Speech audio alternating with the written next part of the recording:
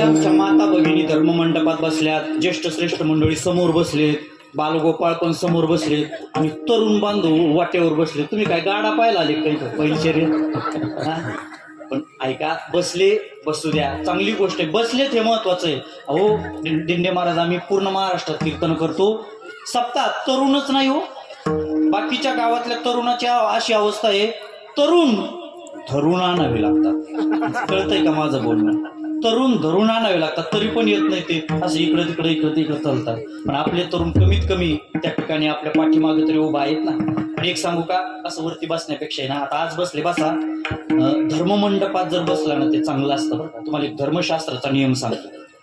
धर्मशास्त्रामध्ये धर्मचर्चा चालू असताना धर्ममंडपामध्ये जे बसलेले असतात ना छताखाली आसनावरती, तर ते कीर्तनामध्ये तल्लीन झालेले असतात आणि त्यांच्या अंतःकरणातलं जी पापवृत्ती आहे ना, पापवृत्ती, ती सगळी पापवृत्ती अशी वर तरंगते.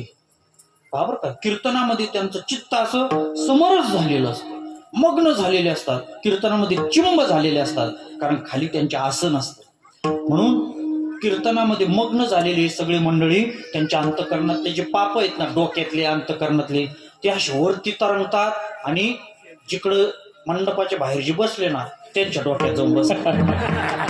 पण आज नाही बसणार बरं का. आज मी त्या पापाला सांगतो, अजिबात आमच्या तरुण बांधवाकडे जायचं नाही. उद्यापासून सगळे मंडपात बसतील. विठ्ठलाला